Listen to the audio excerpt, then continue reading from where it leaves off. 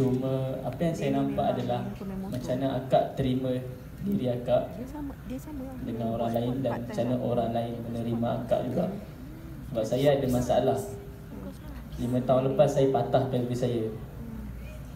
Jadi nak bangkit balik, saya terpaksa banyak ubah diri saya supaya orang terima saya.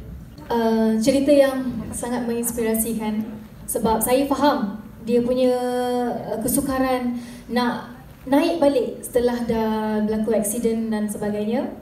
Macam saya so far tidak, orang kata alhamdulillah bukan sebab aksiden, tapi macam saya kata, saya masuk sekolah menengah, orang kenal saya sebagai artis, sebagai penyanyi, dan cabaran saya waktu itu adalah orang selalu macam tak naklah kawan dengan dia ni, tak nak kawan dengan artis. Bila masuk universiti pula orang macam tak naklah grup dengan dia ni, nanti susah nak buat assignment. Saya hadapi benda tu. Saya susah untuk saya adapt, nak jumpa dengan kawan-kawan baru yang usianya waktu tu ada yang lagi muda daripada saya sebab saya masuk dari foundation. Semua rata-rata kelulusan SPM terus masuk universiti.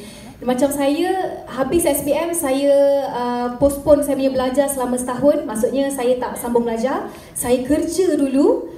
Lepas tahun, 19 tahun baru saya masuk.